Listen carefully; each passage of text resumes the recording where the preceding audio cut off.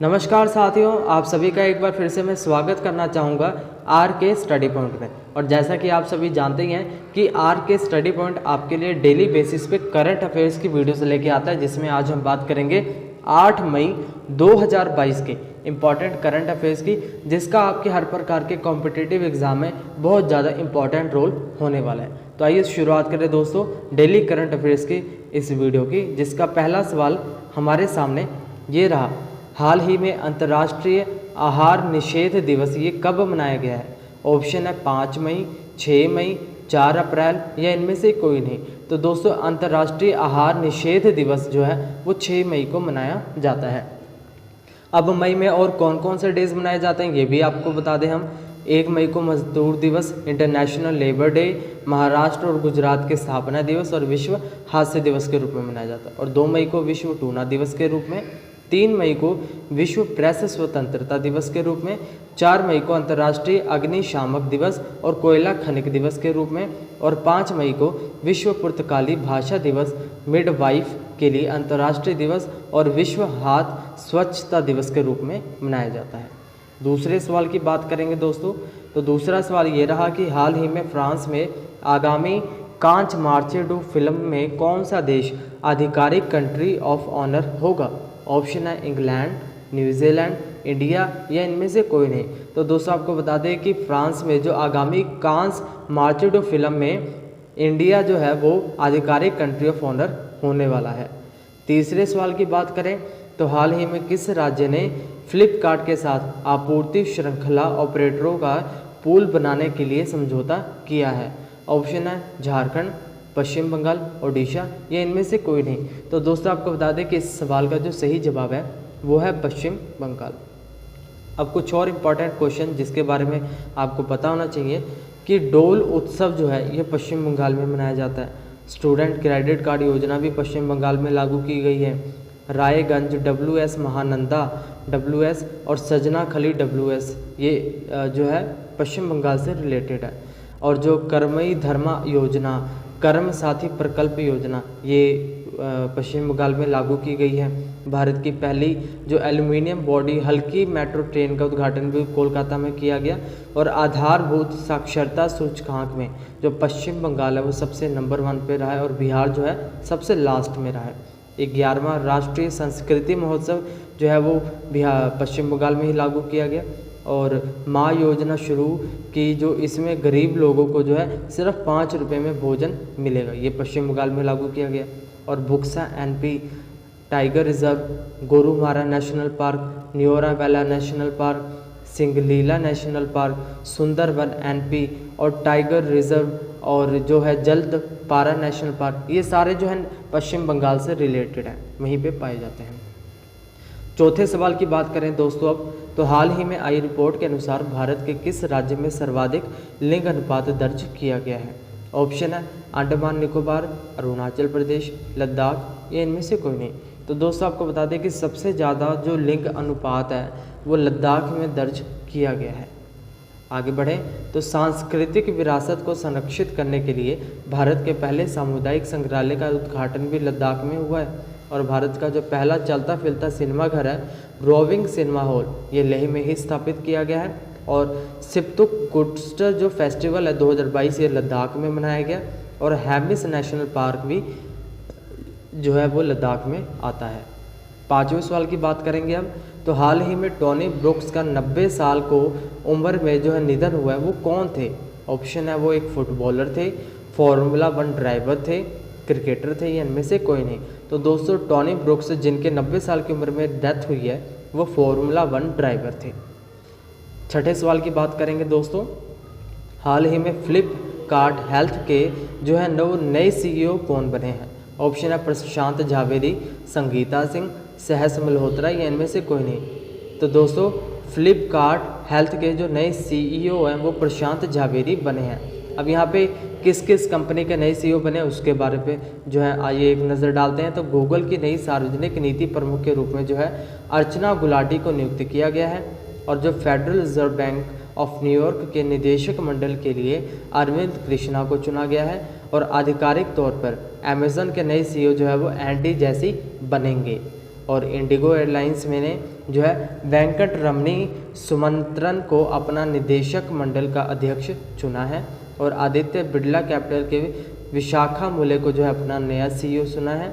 और digit insurance की नई MD और CEO जो है वो जसलीन कोहली बनी है। विप्रो ने सत्य ईश्वरन को भारत का कंट्री हेड जो है वो नियुक्त किया है। 7वें सवाल की तरफ बढ़ेंगे दोस्तों। तो हाल ही में किस देश में दुनिया का सबसे लंबा कांच का पुल सफ़ेद ड्रैगन जो है वो खोला गया है? ऑप्शन है इंग्लैंड, ऑस्ट्रेलिया, वियतनाम या इनमें से कोई नहीं। तो दोस्तों सबसे बड़ा कांच का जो पुल है जिसका नाम सफ़ेद ड्रैगन है वो वियतनाम में खोला गया है। 8वें सवाल की बात करें तो हाल ही में किसने गुजरात में 3 दिवसीय स्वास्थ्य शिखर सम्मेलन का उद्घाटन किया है? ऑप्शन है नरेंद्र मोदी, डॉक्टर मनसुख मंडावी, अमित शाह या इनमें से कोई नहीं। तो दोस्तों गुजरात के 3 दिवसीय स्वास्थ्य शिखर सम्मेलन का उद्घाटन डॉक्टर मनसुख मंडावी ने किया है। अब यहाँ पे आपको बता दें कि वैश्विक पाटीदार व्यापार सम्मेलन का उद्घाटन भी गुजरात में किया गया, सूरत में। भारत की पहले सामुदायिक रेडियो स्टेशन दूध वाणी का उद्घाटन भी गुजरात में किया गया। प्रधानमंत्री मोदी ने WHO global centre for traditional medicine की आधारशिला भी जामनगर गुजरात में रखी। प्रधानमंत्री मोदी ने हनुमान जी की 108 फीट ऊंची प्रतिमा का अनावरण भी गुजरात के मुरब्बी में किया है। और गुजरात के बनासकांठा जिले में भारत पाक सीमा पर नडाबेड जो है सीमा प्रदर्शन परियोजना का उद्घाटन भी किया गया। और नीति आयोग के राज्य ऊर्जा जलवायु सूचकांक में गुजरात जो है नंबर 1 पे रैंक कर रहा है। राष्ट्रपति रामनाथ कोविंद ने गुजरात के पोरबंदर में माधवपुर खेड़ मेले का उद्घाटन किया। और गुजरात सरकार ने पाल दधवाव नरसंहार के 100 साल भी पूरे कर लिए। प्रधानमंत्री मोदी ने अहमदाबाद में 11वें खेल महाकुंभ का उद्घाटन भी किया। और प्रधानमंत्री द्वारा राष्ट्रीय रक्षा विश्वविद्यालय भवन का उद्घाटन गांधीनगर में किया गया। गुजरात हाईकोर्ट में देश का पहला न्याय घड़ी जो है वो लगाई गई है। और राज्य सरकार ने नदियों के सम्मान में नदी उत्सव की शुरुआत भी जो है गुजरात में की है। शिराजपुर बीच को ब्लू फ्लैग मिला द्वारका से में है। और किसान सूर्योदय योजना, गिरनार रोपवे का ये सब उद्घाटन जो है ये गुजरात में किया गया। सुजलाम सुफलाम जलयज शीतलाम ये भी गुजरात के रिगार्डिंग जहाँ पे इसके ऊपर कोई प्रोजेक्ट चल रहा है। 9वें सवाल की बात करें तो हाल ही में भारत की पहली आदिवासी स्वास्थ्य वेधशाला की घोषणा किस राज्य में की गई है? ऑप्शन है ओडिशा, असम, मणिपुर या इनमें से कोई नहीं। तो दोस्तों पहली आदिवासी स्वास्थ्य वेधशाला की जो है घोषणा वो ओडिशा में की गई है। अब इसके रिगार्डिंग कुछ की पॉइंट्स कि भारत का जो पहला स्किल इंडिया इंटरनेशनल सेंटर है वो भुवनेश्वर में स्थापित किया गया। ओडिशा के मुख्यमंत्री ने 2023 में पुरुष हॉकी विश्व कप के लोगों का अनावरण किया था। ओडिशा में 20 मार्च को पखाल दिवस के रूप में मनाया जाता है। और ओडिशा ने मिशन इंद्रधनुष में पहला स्थान हासिल किया।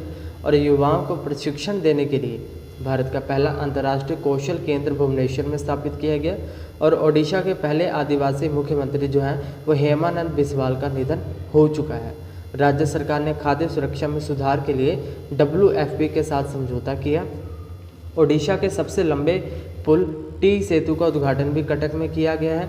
और सरफेस टू सरफेस गाइडेड जो है बैलिस्टिक मिसाइल का प्रलय जो नाम है उसका भी सफलतापूर्वक परीक्षण ओडिशा में किया गया है।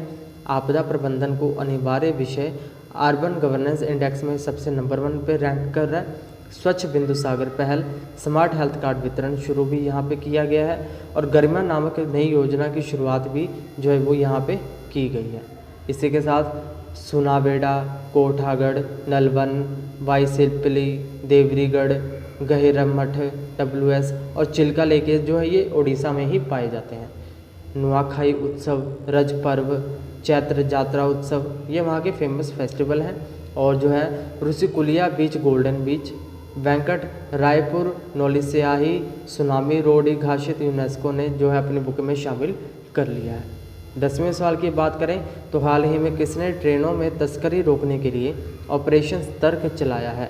ऑप्शन है RSF, RPF, CRPF या इनमें से कोई नहीं। तो ट्रेनों की तस्करी को रोकने के लिए ऑपरेशन तर्क जो है वो RPF ने चलाया है। आगे बढ़ें 11वें सवाल की तो हाल ही में भारत का पहला फ्लो केमिस्ट्री टेक्नोलॉजी हब ये कहाँ पे स्थापित किया गया है? ऑप्शन है चेन्नई, कोलकाता, हैदराबाद या इनमें से कोई नहीं। तो पहला जो है फ्लो केमिस्ट्री टेक्नोलॉजी है वो हैदराबाद में स्थापित किया गया है। 12वें सवाल की तरफ बढ़ेंगे दोस्तों।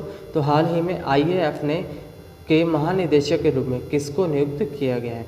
ऑप्शन है सत्य ईश्वरन, संजीव कपूर, विवेक रूसिया, ये इनमें से कोई नहीं। तो IAF के महानिदेशक के रूप में जो है संजीव कपूर को नियुक्त किया गया है। 13वें सवाल की बात करें, हाल ही में the state of world forest report किसने जारी की है? ऑप्शन है ILO, WHO, FAO, ये इनमें से कोई नहीं। तो दोस्तों ये जो भी है ये सारे इंटरनेशनल जो है ब्रांचेस हैं, जिसमें FAO जो ब्रांच है उसने the state of world forest report जारी की है। 14वें सवाल की बात करेंगे। तो हाल ही में किस राज्य सरकार ने vehicle movement tracking system app launch किया है? ऑप्शन है राजस्थान, हरियाणा, उत्तर प्रदेश, इनमें से कोई नहीं। तो दोस्तों हरियाणा की जो सरकार है उसने vehicle movement tracking system app को लॉन्च किया है। अब हरियाणा के रिगार्डिंग कुछ और बातें कि हरियाणा सरकार ने जो है मातृशक्ति उद्यमिता योजना की घोषणा की है। भारत का पहला विश्व शांति केंद्र जो है गुरुग्राम में स्थापित किया जाएगा। हरियाणा के मुख्यमंत्री ने महिलाओं के लिए सुषमा स्वराज पुरस्कार की योजना की है। सूरज कुंड हस्तशिल्प मेला का आयोजन भी हरियाणा में किया जाएगा। इसी के साथ हरियाणा सरकार ने रेणु भाटिया को राज्य महिला आयोग के अध्यक्ष चुना है और मुख्यमंत्री ने हरियाणा कौशल रोजगार निगम वेब पोर्टल लॉन्च किया है। प्रशांत कुमार अग्रवाल जो है नए DGP बने हैं हरियाणा के। और हवाई टैक्सी सेवा भी हरियाणा में शुरू की गई है। मेरा पानी मेरी विरासत योजना हरियाणा में चल रही है। और गोरख धंधा जो है शब्द के इस्तेमाल पर प्रतिबंध लगा दिया गया है हरियाणा में। हवाई अड्डे का नाम जो है महाराजा अग्रसेन के नाम पर रखा गया है वहाँ पे एक। और भिंडरवास को रामसर साइट के रूप में मान्यता दी गई है। और हर हित स्टोर योजना शुरू की गई है हरियाणा में। कालेश्वर और सुल्तानपुर ये सारे वहाँ के रिगार्डिंग हैं। और जो खोली हीरेतान WS, वीर शिकारगढ़, नाहर, चिलचिला, खापरवास WS, ये हरियाणा के रिगार्डिंग प्लेसेस हैं। अब बढ़ेंगे 15वें और आखिरी सवाल की तरफ। तो हाल ही में किस देश ने 20 मिलियन क्यूबिक फीट गैस का उत्पादन करने की क्षमता वाला नया गैस फील्ड खोला है? ऑप्शन है रूस, यूक्रेन, बांग्लादेश, इनमें से कोई नहीं। तो दोस्तों जो सही जवाब है वो है बांग्लादेश। बांग्लादेश 26 मार्च 1971 को आज़ाद हुआ था, ये पता होना चाहिए आपको। और जो बिम्स्टेक का मुख्यालय है वो ढाका में है। US कोविड वैक्सीन का सबसे बड़ा प्राप्तकर्ता बांग्लादेश ही बना। और 20वां ढाका अंतर्राष्ट्रीय फिल्म महोत्सव भी वहाँ पे हुआ। और बांग्लादेश में गंगा नदी को पद्मा के नाम से जाना जाता है। ब्रह्मपुत्र नदी को बांग्लादेश में जमुना नदी के नाम से जाना जाता है। और बांग्लादेश की सबसे लंबी नदी का नाम जो है सुरमा नदी है। और डिजिटल हेड प्लेटफॉर्म जी बांग्लादेश में लॉन्च किया गया। तो इसी के साथ दोस्तों 8 मई 2022 के जो डेली करंट अफेयर्स की वीडियो है इसमें इतना ही। आपको वीडियो कैसी लगी हमें कमेंट सेक्शन में कमेंट करके ज़रूर बताएं। और ऐसे इन्फॉर्मेटिव वीडियोस को देखते रहने के लिए कमेंट करना ना भूलें हमारे YouTube चैनल को। मिलेंगे दोस्तों अगली वीडियो में, तब तक के लिए टेक केयर।